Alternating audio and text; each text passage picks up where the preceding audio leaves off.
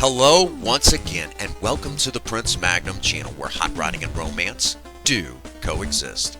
I'm your host, Prince Magnum. Welcome once again to In Your Face. Now, it's been a little while since we've done In Your Face, and we've had a lot of people come onto the channel and hit that subscribe button since the last time we did an In Your Face video. That being said, because you're new, you may not know what In Your Face is all about. Initially, In Your Face was originally supposed to be a series where I would actually explain certain things that young people needed to know that us older people were in the know on to help them get through life. Unfortunately, that was changed because of the fact that government officials, politicians, are so corrupt that I could no longer turn a blind eye, mainly also on the fact that they like to mess with people like me because we are in the know and we're not afraid to openly discuss the things that we're in the know on.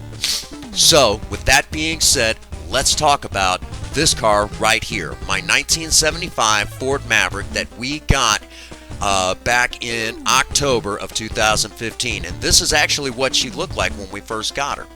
But Project Spirit has went through a series of several changes over the years that we've had her.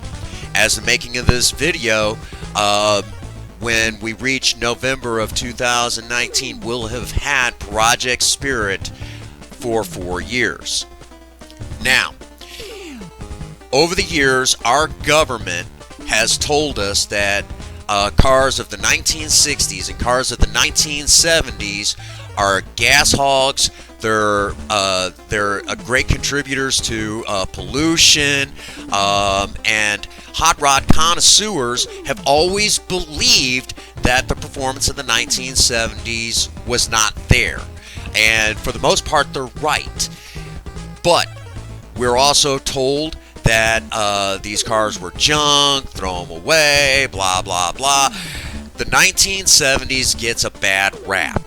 And in this video, I'm going to actually show you what our government doesn't want us to know about.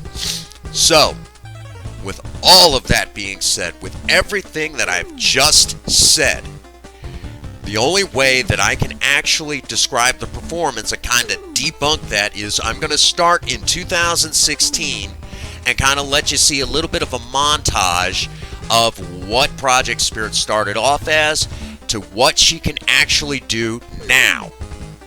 And then we're going to talk about the gas mileage and things like that. And I know some of you right now know full well that when I do a video like this, that our government always loves to threaten me with throwing me in prison. I know that, but I'm not going to let that stop me from getting the knowledge to all of you. And I'm actually going to call out public officials in this video because they're the ones that don't want me to talk about it and are always threatening to throw me in prison and and they're trying to keep me from driving, all of that stuff. They're trying to keep you guys from enjoying videos about Project Spirit and what she can actually do. So, with that being said, let's cut away to that montage and let's talk about what our government doesn't want you to know about.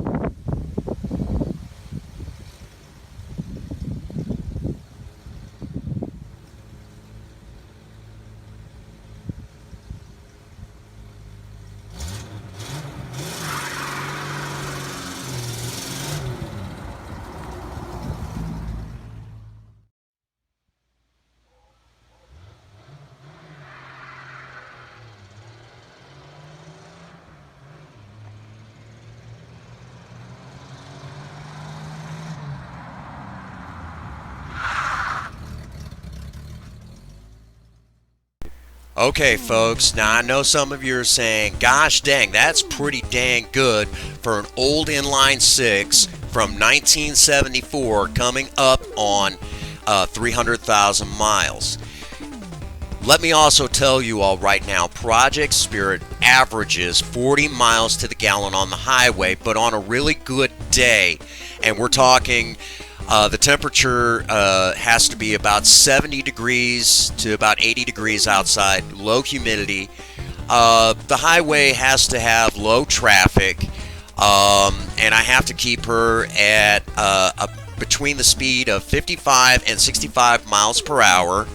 And she's got to have a good oil change in her, a decent tune-up in her, and basically things like that. Basically, if I'm doing my job as Project Spirit's driver, and the weather's cooperating with me, I can actually get all the way up to 64 miles to the gallon on the highway, which is really good.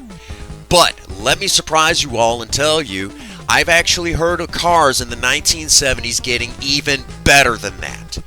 I've actually talked to a gentleman who had a Camaro at one time or another that was actually from 1979, had a Chevrolet 350 in it, 4-barrel carburetor that he had tuned in just right with its stock Rochester Quadrajet carburetor, and had made a few minor modifications. He would actually drag race this car and ran about a 12-second quarter mile with that stock engine, with its stock carburetor, just a few minor modifications behind it, and was getting, believe it or not, about 32 miles to the gallon on the highway. That's impressive, folks. I've actually heard of one story about another Maverick from 1976 that with an inline 250 that was for the most part bone stock with a few minor modifications, and it too had an inline 250,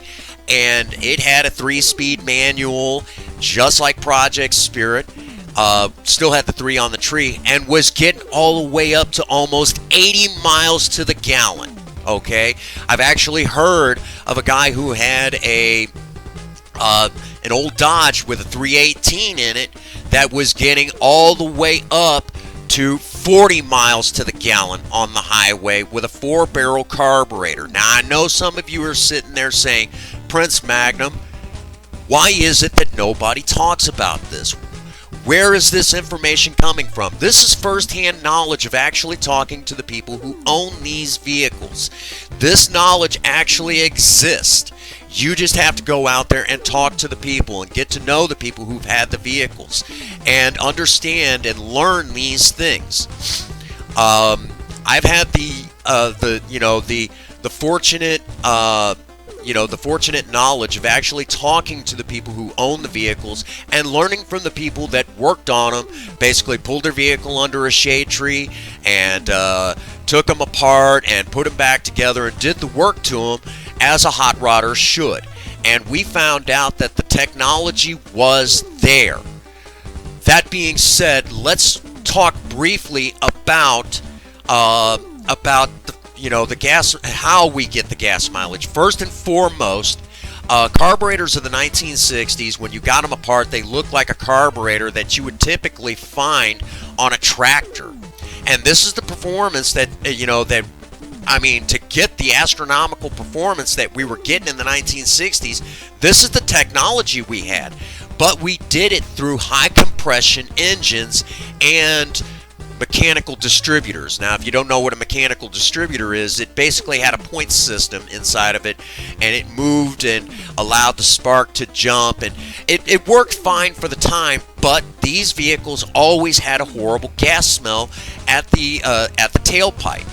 And the reason being is because cars of the 1960s had this horrible habit of only burning 60% of the gasoline that went into the engine. So 60% of the gasoline that went into the engine left the engine unburned in vapor form out the tailpipe. That's why they always smelled like gas at the tailpipe. As a matter of fact, if you've ever worked a drive-through window, you know what these cars smell like. They'll choke you half to death at that window.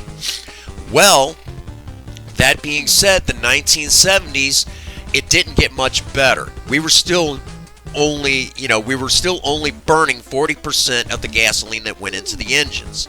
However, that being said, if you buy a brand new car today, and we're talking, it doesn't matter if it's a Japanese car, I don't care if it's your Honda Civic, okay, or it's a brand new Camaro.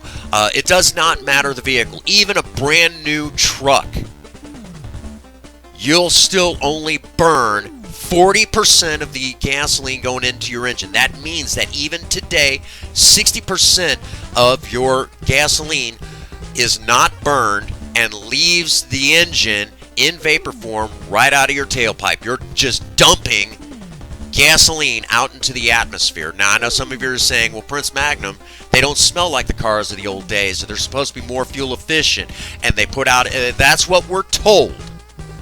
That's what we're told, okay? And this is just not true. Let me explain to you how the manufacturers today don't actually, how they get around your engine not smelling, basically your car not smelling like gasoline when you're driving it. How they do it is they put on a catalytic converter that's filled with platinum. That platinum scrubs away that gasoline smell, believe it or not. That's actually what it does. And because platinum has a high burn point, it takes a long time for them to get clogged up and for that to burn out. And believe it or not, if you buy a new vehicle and you don't take care of it, within a few years it'll actually have that gasoline smell. And on top of that, your check engine light most likely won't come on because of the fact that the computer will make those little adjustments, but you're not getting the fuel efficiency you should because you're still dumping 60% of the gasoline out in vapor form. In the 1970s, hot rodders like myself discovered that if you took your carburetor and you had it rebuilt with a really good quality rebuild kit, say like one that you would get from Napa, and sometimes you might have to rebuild the carburetor a couple of times to get this just right, or you might have to take it to a really good carburetor guru, which those are hard to find nowadays. What we found is that those carburetors were fuel efficient. Now, if you're looking for one of these 1970s carburetors, what you're going to run into is most of the time old hot rodders just threw them away because they were considered junk. And the reason why they were considered junk is because of the fact that a lot of them, when they would take the carburetor apart to rebuild them, they go to put them back together and they over torque the screws on them. And the reason why this is a problem is it warps the carburetor. Now, if you warp the carburetor, it's junk. They're no good. Or today, thankfully, there are now shops that are popping up all over the place. Like in St. Louis, there's an actual shop that can restore your carburetor from the 1970s back to the exact specs that it's supposed to be. Basically getting the warping out of it and truing up the body so it actually runs the way it's supposed to. And then they'll rebuild it with those precision parts, and now it's fuel efficient. You're getting the exact amount of fuel your engine is exactly supposed to, so much so that it's actually better than fuel injection. The other thing that we have done, and we've talked about this at great length here on the Prince Magnum channel, is by 1974, car manufacturers were now adding electronic ignition. Now, electronic ignition was a great leap forward in technology.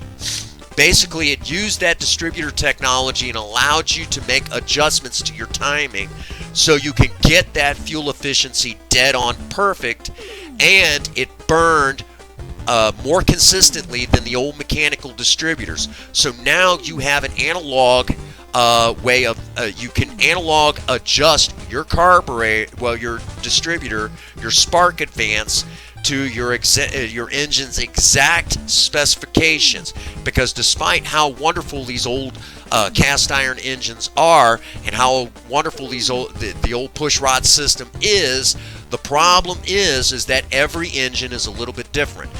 You have to consider that each one is imperfect. Even today, this is still an issue, but each engine is a little imperfect. There's little imperfections. When an engineer sits down and designs an engine, it's perfect, but when it goes into production, it's not so perfect.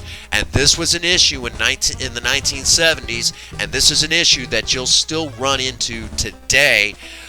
They just don't talk about it in new vehicles, because when you buy, again, when an engineer designed the engine in your new vehicle, it was perfect, but when it goes into production, it's not so perfect, and that's just because you can't get that exact perfection in mass production. It's just not going to happen. And in order to keep costs down, they got to cut corners on that quality control right there. If you want a perfect engine, you're going to have your engine pulled apart, balanced, blueprinted, put back together, and it'll be perfect. Okay, that's just the way it works. Same thing goes with the 1970s.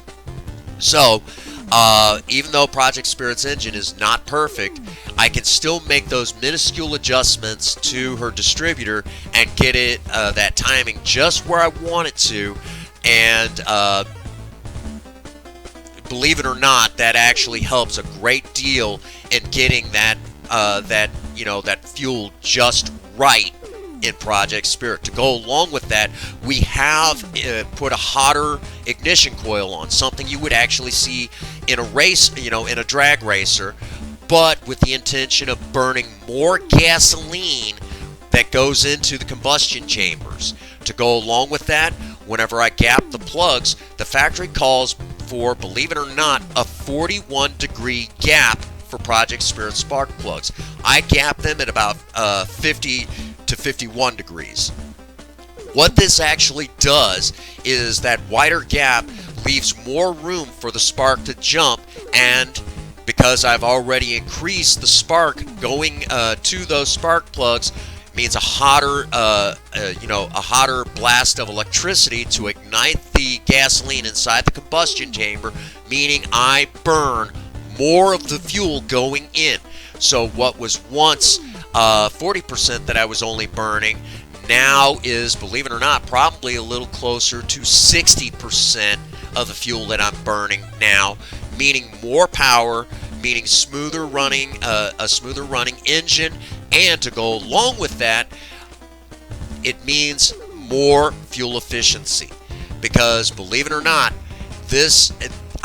most people have a hard time understanding this, but when you burn more of the fuel, you use less fuel. Anytime that the plugs begin to foul out and the distributor cap and rotor bug need to be changed, you'll actually watch that gas mileage go to crap in no time flat. If I let Project Spirit's tune up laps, within a few months of that lapse, I can go from an average of 40 miles to the gallon all the way down to 20 miles to the gallon. So it's important to take good care of these cars.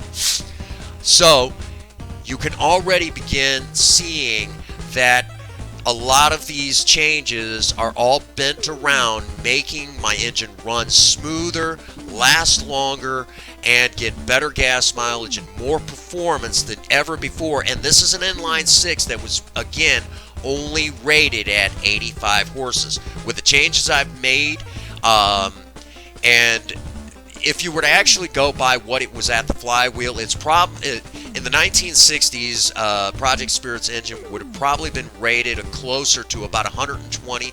With the changes I've already mentioned, and the fact that she has a performance exhaust muffler that you would have seen around the late 70s to early 80s, and the fact that she still rocks a 3-speed standard transmission and 3-to-1 gears in the rear end of her, in her rear end, this equates to her putting out probably closer to 150 horses, which is now in the ballpark area of V6s in the early 2000s. with better gas mileage than 4 cylinders of today, which again is not bad at all. So, do you all see where this is going? This is what our government doesn't want you to know about. How much do they not want you to know this? Every time I turn around, the Missouri state government is always threatening to throw me into prison. They don't want you to know that these engines were fuel efficient. These engines also, believe it or not, with the turn of a mixture screw and adjusting your spark advance and changing out going to a cooler thermostat, you could actually no longer have to run gasoline. You could actually get away with running 75 proof White Lightning moonshine, which means that Project Spirit and any other car of the 1970s legitimately was already set up for an alternative fuel source with just the change of a mixture screw. On top of that, again, get rid of the pollution equipment on these old engines. They'll breathe better. Again, this is what our government doesn't want you to know. Missouri right now is actually making an attempt. They're taking away my driver's license. They've taken away my kids, and every time they turn around, they're slapping on child support that is saying that I owe child support on kids that aren't here with me, that they have wrongfully taken away from me because of this knowledge.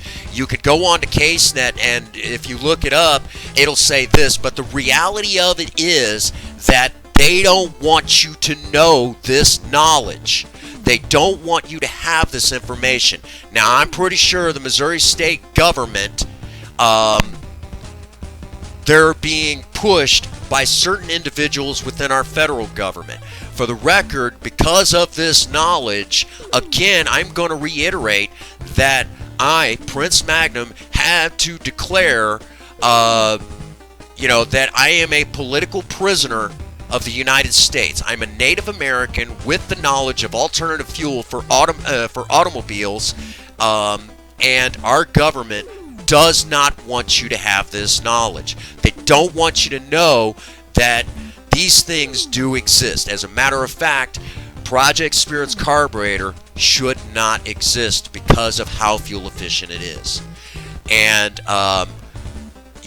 again, right now, our government, the Missouri state government, is actually threatening right now to have me thrown in prison because of knowledge like this. That's why they took my kids away, because if for any moment that I was to pass this knowledge on to my kids, how long do you think it would be before they took on daddy's capabilities and started actually making it even better?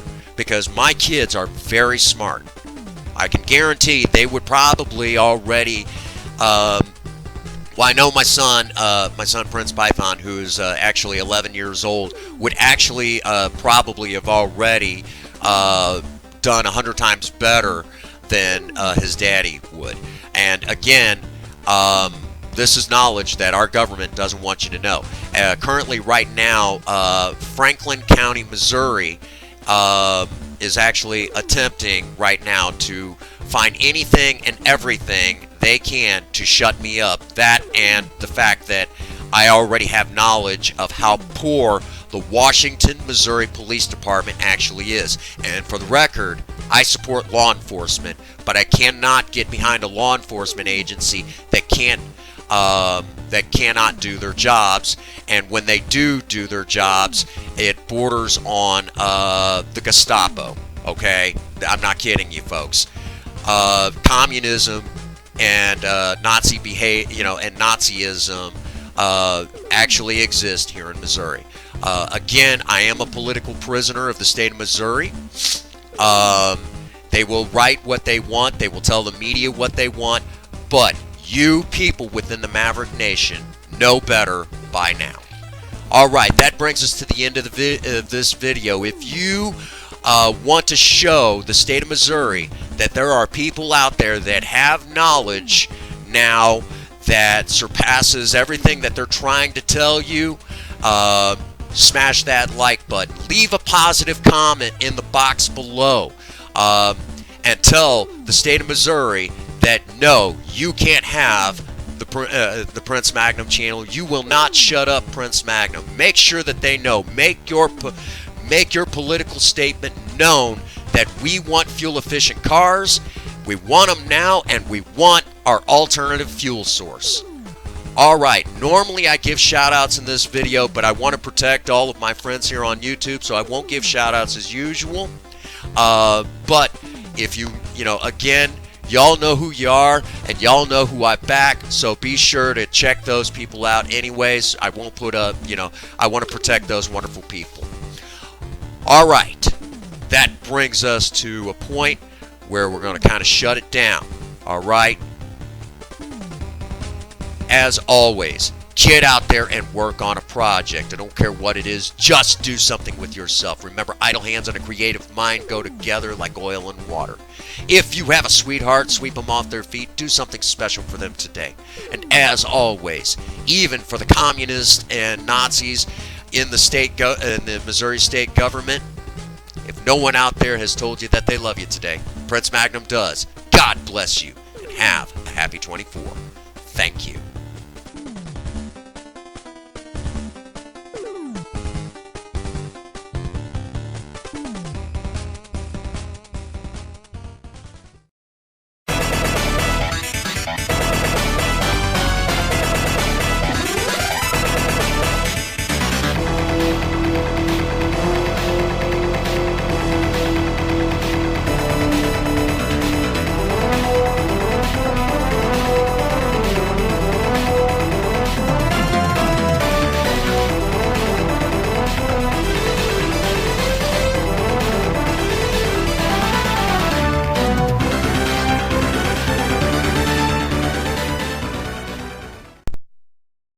Good night, ladies.